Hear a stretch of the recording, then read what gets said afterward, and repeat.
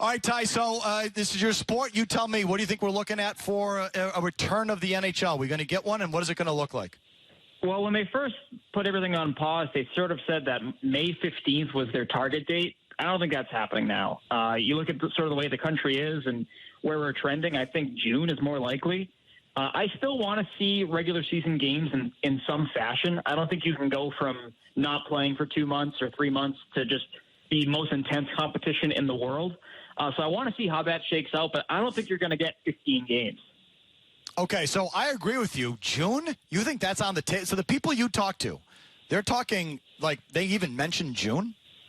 No, I think this whole schedule they've had has gone out the window now. I think now you're looking at July or August. I think I'm being an optimist here, and it's my mistake. I really shouldn't be an optimist, but I'm saying that I think that June was where I wanted them to be, but I don't think that's going to happen now. So I think you're looking at deep summer here, but again, how do you do it? Where do you do it? Can you do it here? Can you do it in the home arenas? Can you have fans there?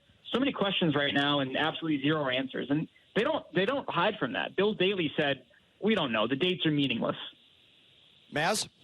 So, Ty, do you have any particular feeling that, let's just say, for the sake of discussion, that they do get back on the ice eventually here, and I know the time frame's a factor. Do you have an opinion on what they should do with those final couple of spots and what the playoff format should look like? Do you have a strong feeling there? I do, in the sense that I don't want a 24-team playoff. You guys were talking earlier. I mean, Montreal had 71 games to prove that they were a playoff team. They didn't. They're 10 points out of it. They don't deserve to be in the mix here. But you look at the East, right? You have 5 teams within 4 points of one another. I think the Rangers, for example, deserve a chance to show that they're in the playoffs. They've been the 5th best team in hockey since January 1st. So what I would do, and this is just my idea here, is that you have the teams that are in right now, right? In the East, that's Carolina and Columbus.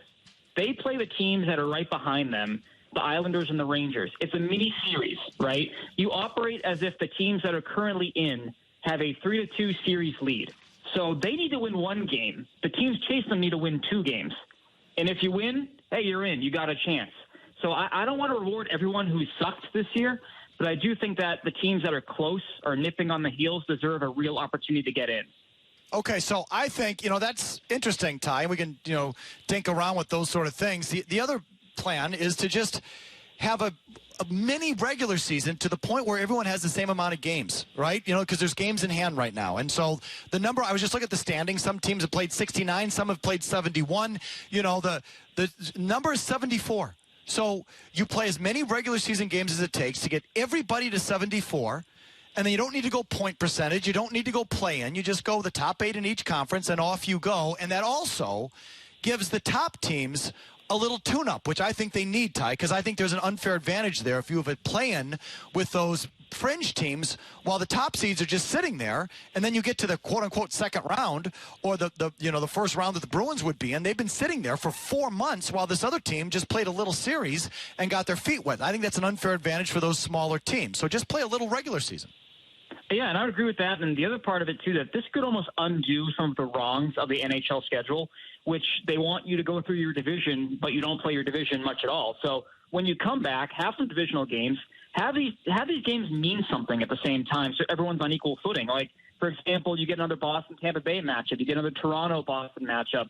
You get Washington against Pittsburgh. Make these games matter and get the emotion back into it as well. So I think people are going to watch no matter what. But when this comes back, I want it to be, okay, well, I don't want it to be we're just picking up where we left off and the Bruins got to play Florida and they got to play these guys. I want these games to matter and be a proper tune-up for these playoff teams. Okay, Ty Anderson, 98.5thesportshub.com.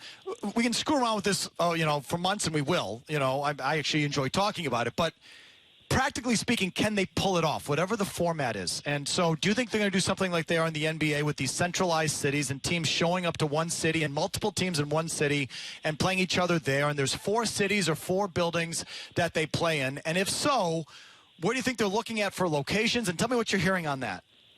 Well, I don't like that idea. I think that's sort of a worst-case scenario for them. I think now you're opening the door to, okay, where's it going to be? Do you know that building's going to be safe, that city's going to be safe? No one knows right now. I mean, every city in the world is basically being affected by this. At least in North America, it feels that way. So do you give Seattle a look? Is that arena ready? Do you have anything there? I don't know. I want these to be in NHL buildings.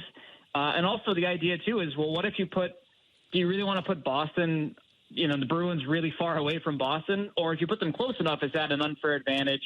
Logistically, it opens the door to teams complaining and whining about their situation. So I don't know. For me, this is a baby to me. The Stanley Cup playoffs are my favorite thing in sports.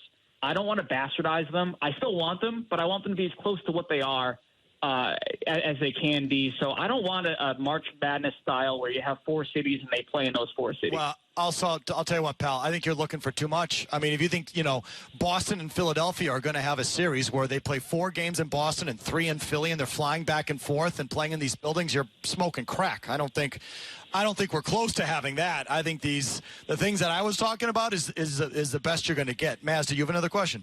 Well, I was going to say, Ty, in your scenario, the amount of time you're going to have to wait to be able to pull it off is longer, and it's less likely. So to me, I'm sort of with Mike on that one, but I would ask you, too, is in your opinion, given the way the year was going, do you think that any layoff, and let alone a significant one, is going to help the Bruins or hurt them?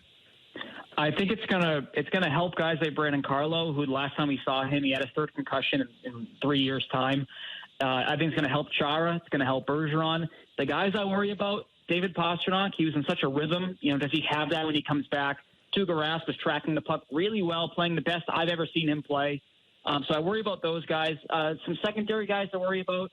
Andre Kasha, getting his rhythm back after having time off, missing games in Anaheim. Nick Ritchie, is he going to be in game shape? He's a big boy. When you saw him, I was like, wow, this is a big dude, and I wonder if he's going to be in game shape. Yeah, that's the other way to put it. So I wonder if he's going to be in game shape.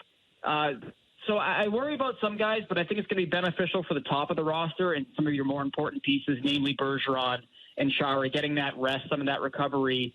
This sort of does their bidding for them here in the sense of they don't want these guys playing too many hard minutes before the playoffs.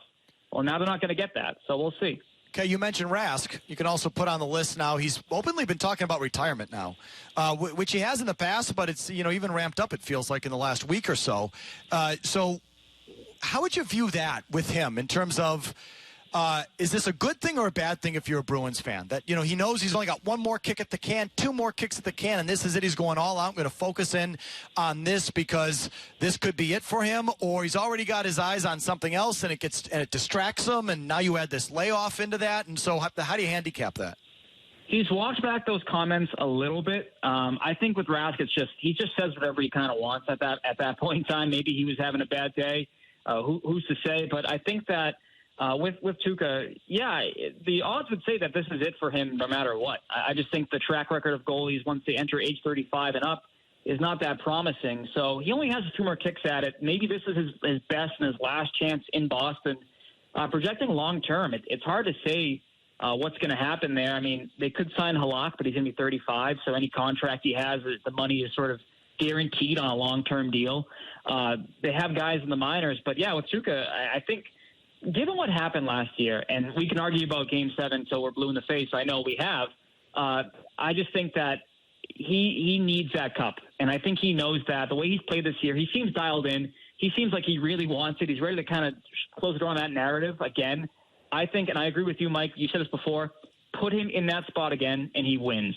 So I think mentally, I think he's dialed in. Of course you agree with that. I knew that one would get you Bobos on my side. Like, that's an easy one. Ty, overall, last question, okay? However it looks when they come back, if they do come back, okay? And we're talking in the summer. That layoff, does it help or hurt the Bruins? I'm going to say that it helps them. I'm going to say it helps because I think they're on the same footing as everybody else. And if Carlo's healthy, I think he's been their best defenseman this year, so I like that. Okay, you're not worried about, they were just on such a roll, Ty. They were the best team in the league wire to wire, and they were playing good at the end like they were playing good at the beginning, and anything that interrupts that is, well, there's only one way to go. You know what I'm saying? That it slows their roll. That doesn't worry you at all?